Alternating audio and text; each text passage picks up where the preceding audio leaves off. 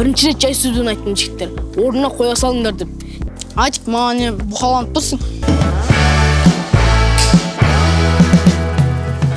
Қалайсыңдар жігіттер? Жақсы. Мә, көзім жұмып қалдым, қайтадан еркекше шындығып тұршатыныш. Бұл үшеуі жүрген легенда.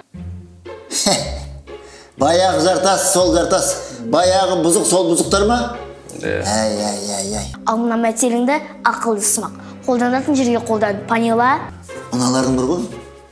Сұрқы бөлек қой, қараш. Ойбай, не дейді? Bir жағынан ана баланың өр рухын сындырмауымыз керек. Әрине, тезге салып тәрбиелей алмаймыз. Енді біздің мақсатымыз айтқанға көніп, айдағанға жүре беретін тобыр тәрбиелеп атқан жоқпыз ғой, дұрыс па? Екеуі жынды болса да кейде сау адам әңгімесін айтады. Мына екі қызға не жоқ? Қыздар неге кешігіп жүрміз? Асханадан шай ішіп келдік. Еще шоколадпен.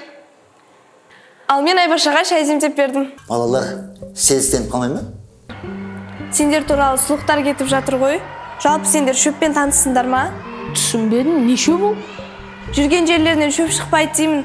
Құдай өзі кешірсін. Жалпы солай жігіттер. Күшке саулау вариант емес. Бұның стратегиясы мынандай. Бірінші тәртіпке саламыз. Жай сөзбен айтамыз. Жай сөзге көнбесе, өздерінен көрсін. Аюға намаз үйреткен таяқ демей ме досым? Сендерге бір лайфхак.